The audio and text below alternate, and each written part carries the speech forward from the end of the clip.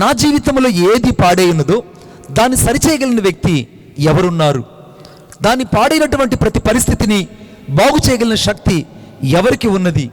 నా జీవితంలో నిర్జీవముగా శిథిలమైనటువంటి పరిస్థితులను తిరిగి మరలా ఎవరు నూతనంగా స్థాపించగలిగినటువంటి ప్రశ్న నీ అంతరంగంలో మొదట కలగాలని దేవుడు నీ నుండి కోరుకుంటున్నాడు. బాగా గమనించండి, ఈ వాక్యంలో పాడైనటువంటి స్థలాలను తిరిగి నేను కడతానని ఆయన వాగ్దానం చేస్తున్నాడు. కొన్ని సంవత్సరాల క్రిందట ఈ కుటుంబంలో ఓ విపత్కరమైన పరిస్థితి ఎదురైంది. ఓ కన్నీటి వ్యధతో కూడినటువంటి పరిస్థితి ఈ కుటుంబాన్ని కమ్ముకున్నది. కానీ దేవుని యొక్క ఆశ్చర్యమైన కృప ఏంటంటే, వీరి పరిస్థితులు ఎక్కడైతే పాడైపోయాయో, ఎక్కడైతే వీరి శిథిలమైపోయారో అక్కడ దేవుడు మరలా వీరిని నూతనంగా కట్టడం ప్రారంభించాడు. హల్లెలూయా. నాకంటే పెద్దవారు ప్రభుదాసయ్య గారు ఆదరణ గురించిన మాటలు చెప్పారు. నేను చెప్తున్నటువంటి మాట ఏంటనంటే, పాడైనటువంటి ప్రతి పరిస్థితిని దేవుడు నూతనంగా నిర్మించడానికి శక్తిమంతుడు అన్న విషయాన్ని మాత్రం నేను చెప్తున్నాను. నూతనముగా ఆయన స్థాపించేవాడు. He will be renewed to all these things for your establishment. మన జీవితంలో ఏవైతే పాడై ఉన్నాయో వాటిని దేవుడు తిరిగి మరలా నూతనంగా స్థాపించడానికి ఈ రాత్రికాల సమయంలో యేసుక్రీస్తు ప్రభు మన మధ్యలో ఉన్నాడు. ఈ సమయంలో మన అంతరంగంలో పాడైనది ఏదైనా ఉన్నదనంటే మొదట నీ హృదయం అని దేవుని వాక్యం చెప్తుంది. ఎందుకంటే హృదయము అది ఘోరమైన వ్యాధి కలిగినది. దాన్ని గ్రహించగలిగిన వాడెవడు? మనుషుడు వ్యాధి వచ్చినప్పుడు ఎంఆర్ఐ స్కాన్ కోసం, సిటీ స్కాన్ కోసం, ఎక్స్రేల కోసం పరిగెడుతున్నాడు. కానీ నిజమైన స్కాన్ ఎక్కడుందంటే ఒక యేసుక్రీస్తు ప్రభు యొక్క వాక్యములోనే ఉన్నది. ఈ వాక్యం మాత్రమే మనుషుని అంతరంగాన్ని స్కాన్ చేయగలదు.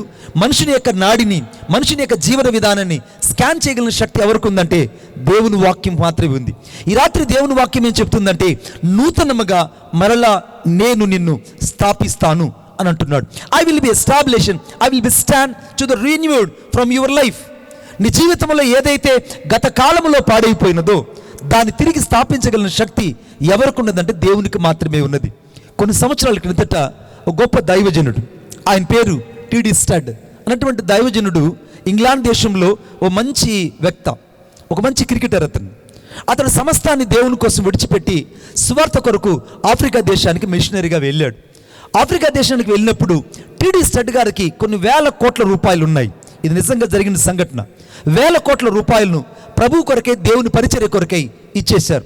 అందరూ అన్నారు, టీడీ స్టడ్ గారు ఏం చేస్తున్నారు?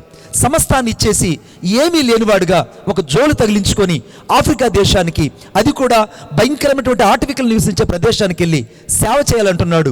ఎలా సాధ్యపడుతుంది? టీడీ స్టడ్ గారు ఎక్కడో మతి చెల్లించిపోయాడని చాలామంది ఆయన గురించి తప్పుగా మాట్లాడడం ప్రారంభించారు. అనేక మంది తనని విమర్శించడం ప్రారంభించారు. అనేక మంది తనల్ని క్రిటిసైజ్ చేయడం ప్రారంభించారు. అయినా ఎన్నడూ కూడా టీడీ స్టడ్ గారు ఎక్కడ కూడా కృంగిపోలేదు. దేవుడిచ్చిన దర్శనాన్ని, దేవుడిచ్చిన పిలుపును, దేవుడిచ్చినటువంటి ఆ యొక్క పరమావిధిని, లేదా దేవుడిచ్చినటువంటి ఆ నిర్దేశాత్మకమైనటువంటి ఆ యొక్క డెస్టినేషన్ చేరడానికి తన జీవితాన్ని దేవుని చేతికి అప్పగించుకున్నాడు. కొన్ని సంవత్సరాలు గడిచిపోయాయి. గడిచిపోయిన తర్వాత ఇంగ్లాండ్ దేశం వాళ్ళు ఒక కమిటీని ఏర్పాటు చేశారు. ఆ కమిటీ ఏంటనంటే, మన దగ్గర నుంచి మిషనరీగా వెళ్ళిన వాళ్ళందరూ కూడా సమకూర్చబడాలి, వారి వారి సేవా విధానం తెలుసుకోవాలని అందరినీ సమకూర్చారు. ఎక్కడెక్కడ మిషనరీలు అందరూ కూడా 4 వైపుల నుంచి ఇంగ్లాండ్ దేశానికి అటెండ్ అయ్యారండి, పెద్ద కాన్ఫరెన్స్కి. ఆ టైంలో టీడీ స్టడ్ గారు కూడా అటెండ్ అయ్యారు. అందరూ అడిగారంట, టీడీ స్టడ్ గారు మీ పరిచర్య ఎలా ఉంది, అక్కడ మీ సేవ ఎలా ఉందని అడిగితే టీడీ స్టడ్ గారు ఒక మాట చెప్పారంట, నా సేవ ఎలా ఉందంటే కన్నీళ్లతో కూడుకున్నదై ఉన్నది. నా పరిచర్య ఎలా ఉందంటే ప్రతిరోజు అవమానాలు, నిందల మధ్యలో ఉన్నది. నా పరిచర్య ఎలా ఉన్నదంటే ఏమీ తెలియని వారి మధ్య యేసును గురించి ప్రకటించడానికి మాత్రమే దేవుడు నా హృదయానికి అనుమతించాడు.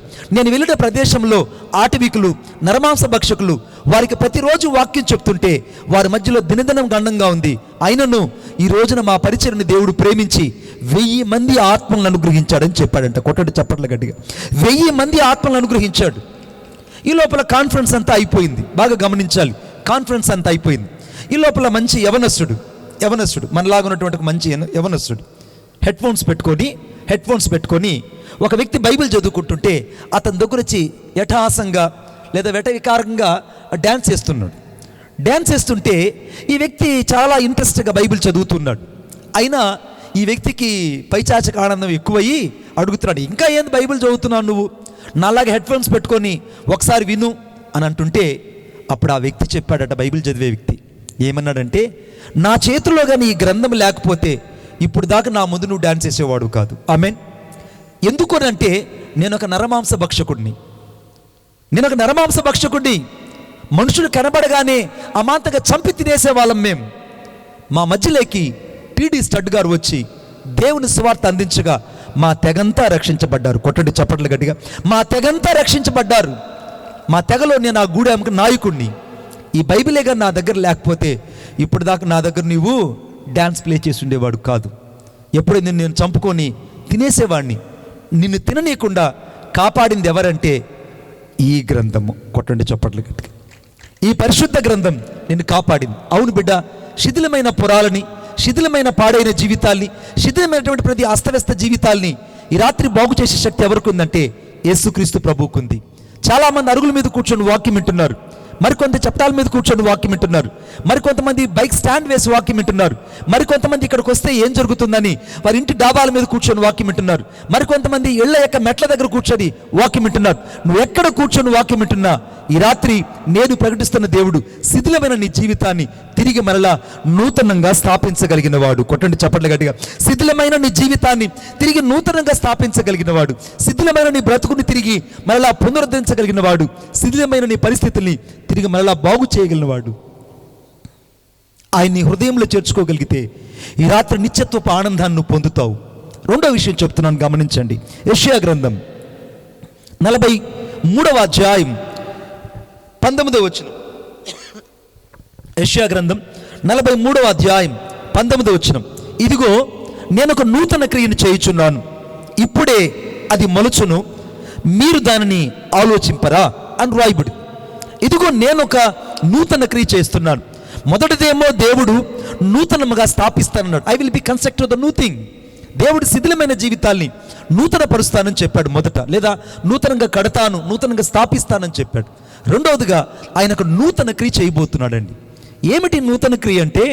నూతన క్రియ ఏంటంటే జీవితాలన్నీ కొన్ని చాలా అన్ని దారులు మూసిపోయినట్టు కనబడుతుంటాయి. అన్ని దారులన్నీ కూడా మరి ఇక తెరవబడినట్టు, జీవితం అంతా గాఢాంధకారంగా మారిపోయి, జీవితం అంతా ఒక అరణ్యంగా మారిపోయి, జీవితం అంతా ఒక శిథిలమైనటువంటి జీవితంగా మారిపోయి, కొంతమంది జీవితాలలో అనేక ప్రశ్నలతోనే జీవితం కొనసాగుతుంటుంది.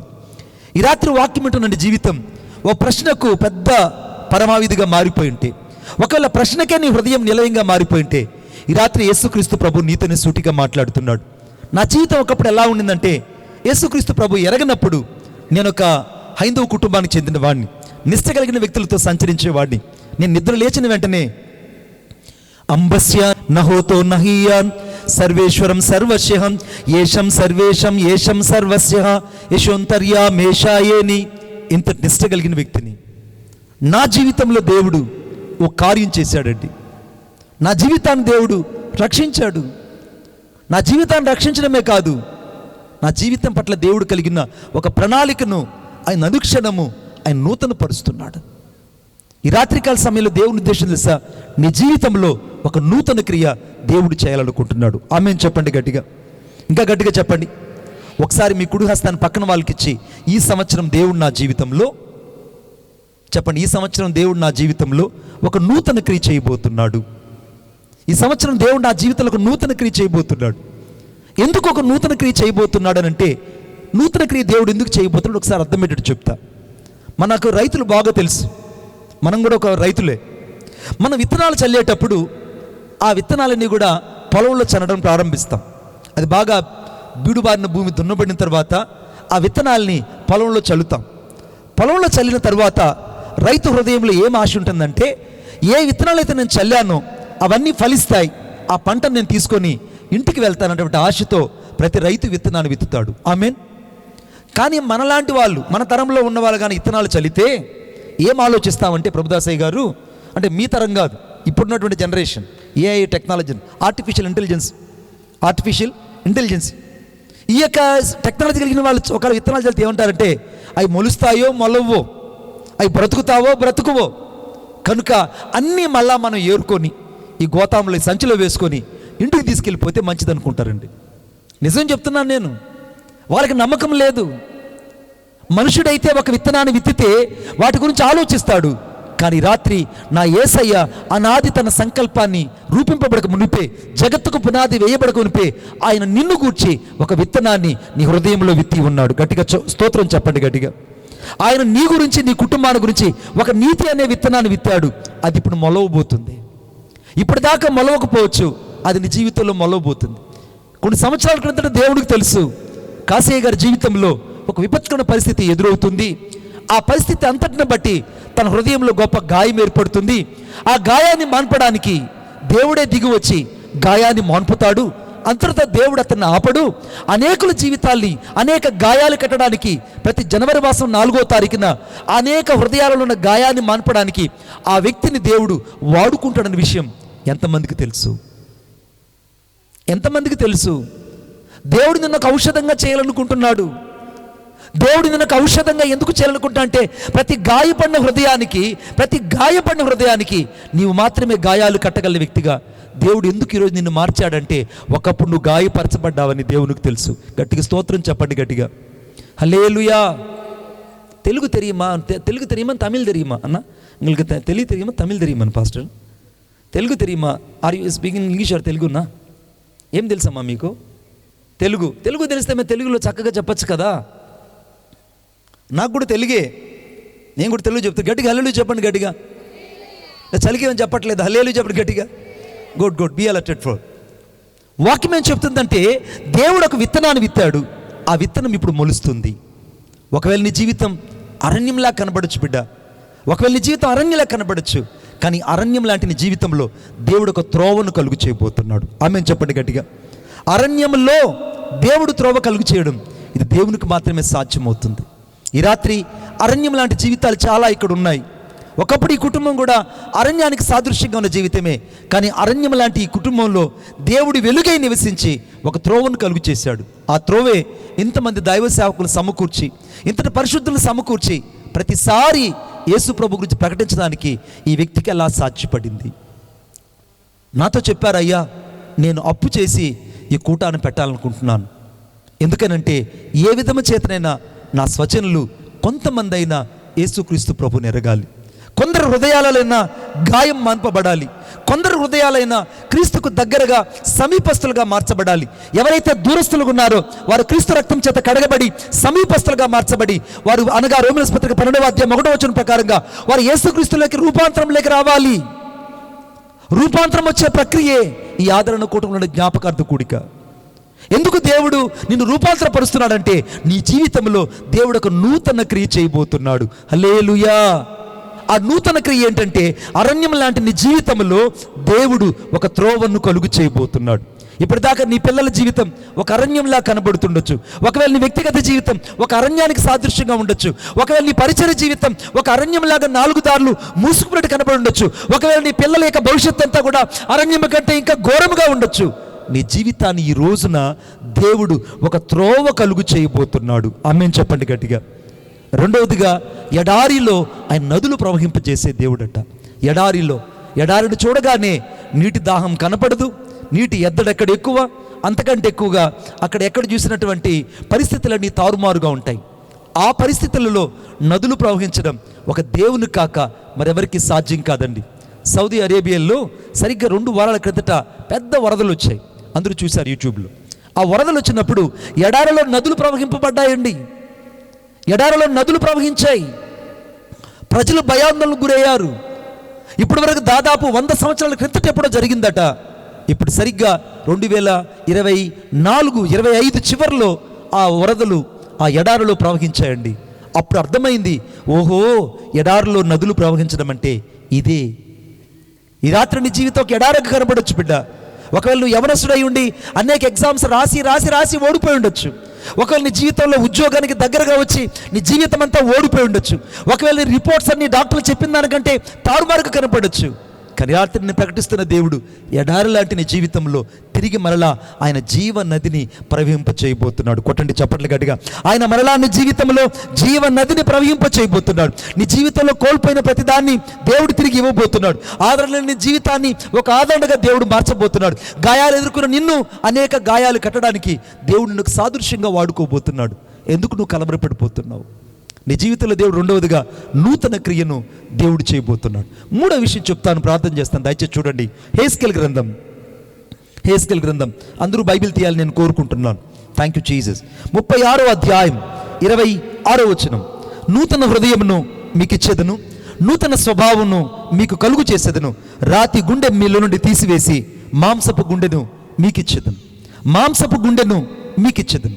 కొంతమందికి సందేశం ఏమిటి, కొంతమంది సందేహం ఉండొచ్చు, అరే ఎప్పుడో చనిపోయాడు కదా అన్నోళ్ళ బాబు, మరి ఇన్ని సంవత్సరాల తర్వాత కూడా ప్రతిసారి ఎందుకు జ్ఞాపకార్థ కూడుకు పెడుతున్నారు అని అంటే, ఎందుకు జ్ఞాపకార్థ కూడుకు పెడుతున్నారంటే ఆ ఇద్దరు పిల్లల్ని ఏ విధము చేతనైనా క్రీస్తు యొద్ద ప్రతిష్ఠింప చేయాలని, సేవకుల యొక్క భయం ఏంటో వారికి తెలియచేయాలని, వారి కుటుంబానికి క్రీస్తు యొక్క మనుగడ లేదా క్రీస్తు యొక్క స్వరూపతలో ఆశీర్వాదం ఏంటో తెలియచేయడానికి ఆయన ఒక మాదిరిని చూపిస్తున్నాడండి.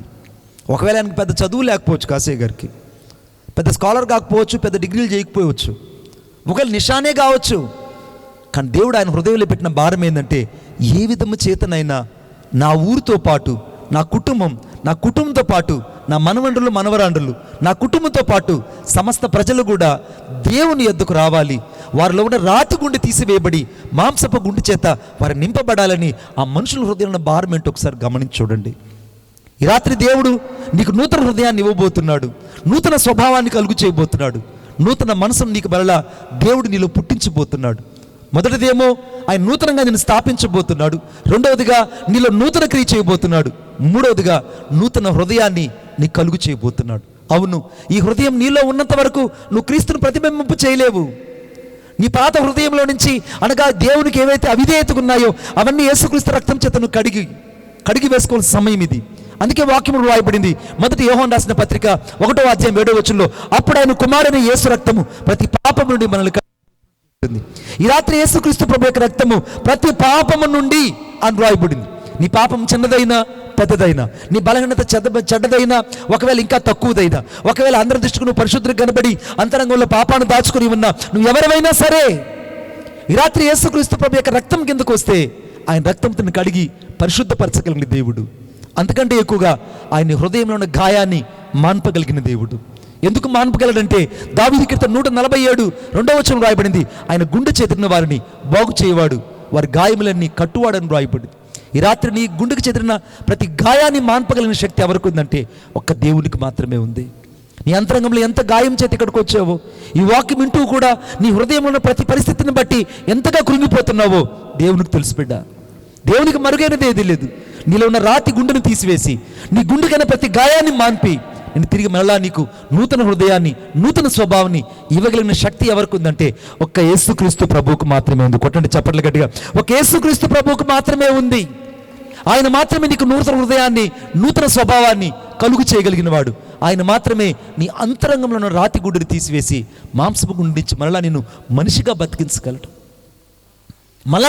బతికించగలడు, మళ్ళా నేను సమాజంలో నీకు నూతనమైనటువంటి జీవితాన్ని ఇచ్చి నూతన అధ్యాయం చేత నీ జీవితాన్ని తిరిగి ప్రారంభించగల శక్తి ఎవరికి ఉందంటే యేసుక్రీస్తు ప్రభువుకు మాత్రమే ఉంది. ఒకవేళ నువ్వు బంధువుగా వచ్చి ఈరోజు ఈ కూటానికి వచ్చి వెళ్ళిపోతున్నావేమో, ఆలోచించు, ఈ రక్షణ కూటం నీకోసమే. ఒకవేళ నువ్వు స్నేహితుడుగా వచ్చి ఈ రాత్రి ఇక్కడ పరామర్శించడానికి వచ్చావేమో, లేదు, నిజమైన స్నేహితుడు యేసుక్రీస్తు ప్రభువుని నీకు తెలియచేయడానికే ఈ కూటమి నీ కోసం ఏర్పాటు చేయబడింది. ఒకవేళ దూరస్తుడైన బంధువు అయి ఉన్నావేమో, నీకు సమీపమైన బంధువుడుగా యేసుక్రీస్తు ప్రభు 2వ అధ్యాయం అనగా రూతు గ్రంథం 2వ అధ్యాయం 12వ వచనం ప్రకారంగా ఆయన రెక్కల కింద నీకు సురక్షితమైన బహుమానం ఇవ్వడానికే ఆయన నీకు బంధువుగా ప్రత్యక్షమవుతున్నాడు. ఈ రాత్రి నువ్వు ఏ పరిస్థితుల్లో ఉన్నా నీ గాయాన్ని మాన్పగలిగిన శక్తి యేసుక్రీస్తు ప్రభువుకు మాత్రమే ఉంది. ఆయన నూతన హృదయాన్ని ఇవ్వగలడు. అంతకంటే ఎక్కువగా యెషయా గ్రంథం 66వ అధ్యాయం 13వ వచనంలో, ఒకని తల్లి వారిని ఆదరించినట్లు నేను మిమ్మల్ని ఆదరించదని రాయబడింది. ఈ ఆదరణ అనే మాటకు అర్థమేంటి తెలుసా? బీ కంఫర్టెడ్, అన్ని విషయాలలో నేను ఆదరిస్తాను నిన్ను. ఈ రాత్రి ఆదరించే శక్తి ఎవరికి ఉందంటే కేవలం దేవునికి మాత్రమే ఉందండి. వీరిని ఆదరించి ధైర్యపరచగల శక్తి ఎవరికి ఉందంటే దేవునికి మాత్రమే ఉంది. నీ జీవితంలో గాయమై ఉండొచ్చు, గాయం కాకపోయి ఉండొచ్చు, కానీ దేవుడు అంటున్నాడు, బిడ్డ నిన్ను ఆదరించడానికి శక్తిమంతుడు. నిన్ను ఆదరించడానికే యేసుక్రీస్తు ప్రభు ఈ రాత్రికి నిలిచి ఉన్నాడు. ఆయన ఆదరణను తేలిగ్గా తీసుకోవద్దు. అందుకే దేవుడు పలికే ప్రతి మాట ఆదరణ నీకు తేలిగ్గా ఉండదని యోబు గ్రంథం 6వ అధ్యాయంలో రాయబడింది. దేవుని యొక్క ఆదరణ నువ్వు ఎప్పుడు తేలిగ్గా తీసుకోవద్దు.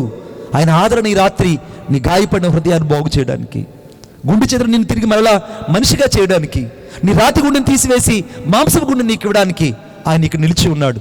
నీ హృదయం ఏ పరిస్థితుల్లో చెదిరిపోయిందో నువ్వు క్రీస్తుకు నీ హృదయాన్ని ఆయన హృదయంలో జన్మించడమే కాదు, నీకు రక్షణ అనుగ్రహించడమే కాదు, ఆ నిత్యత్వపు స్వాస్థ్యంలో దేవుడిని ఉంచడానికి శక్తిమంతుడు, సమర్థుడు. అటు దైవ కృప మనకును, ఈ గ్రామానికి, ఈ కుటుంబానికి కలుగును గాక. త్రలు వంచండి, ప్రార్థన చేసుకుందాం. ఈ సమయంలో మేమేమై ఉన్నాం, అది కేవలం నీ కృప అయి ఉన్నాం. ఈ రాత్రికాలం మీరు మా మధ్యకు వచ్చి యోబు కుమార్తెలు 10 మంది చనిపోయినా యెహోవా ఇచ్చెను, యెహోవా తీసుకుని పోయినని మీరు దైవజనులను మరుగుపరిచి మాట్లాడారు. అలాగనే ప్రభువా, మీరు త్వరగా రాబోతున్నారని మీరు మధ్యాకాశంలోకి వచ్చినప్పుడు ఈ నిరీక్షణ మమ్మల్ని సిగ్గుపరచదని ధైర్యం తెచ్చుకోమని సెలవిచ్చాం. రెండో వర్తమానంలో మీరు ప్రత్యేకంగా మీరు మాకు నూతనంగా శిథిలమైన జీవితాలు తిరిగి నూతనంగా స్థాపిస్తానని చెప్పావు. ఏ జీవితం అయితే శిథిలమైపోయిందో ఆ జీవితాన్ని నూతనంగా స్థాపించగలిగిన శక్తి నీకు మాత్రమే ఉంది. అరణ్యం లాంటి జీవితాలలో త్రోవలు కలుగు చేసే దేవుడు, ఎడారి లాంటి జీవితాలలో నదులు ప్రవహించగలిగిన దేవుడు, నూతన క్రియ చేయగలిగిన దేవుడు నీవు ఒక్కడివే అయ్యా. మీ బిడ్డలు మీరు జ్ఞాపకం చేసుకోండి. ఈ రాత్రి మీరు ఓదార్చండి, ధైర్యపరచండి. సంఘాన్ని, సంఘస్థులను, సమీపస్తులు, దూరస్తులు, రక్త సంబంధులను మీరు జ్ఞాపకం చేసుకోండి. విశేషంగా ప్రభువ కూడి వచ్చిన దైవ సేవకులందరినీ మీరు జ్ఞాపకం చేసుకుని నూతన సంవత్సరంలో నూతనమైన పరిచర్య కొరకై, నూతనమైన ఉద్దేశాల కొరకై స్థిరపరచమని కోరుకుంటూ మమ్మల్ని మేము మీ చేతుల్లో ప్రతిష్ఠించుకుంటూ నజరేయుడైన యేసయ్య శక్తి కలిగిన నామములో ప్రార్థన చేసి వేడుకొనుచున్నాను తండ్రి. ఆమేన్, ఆమేన్.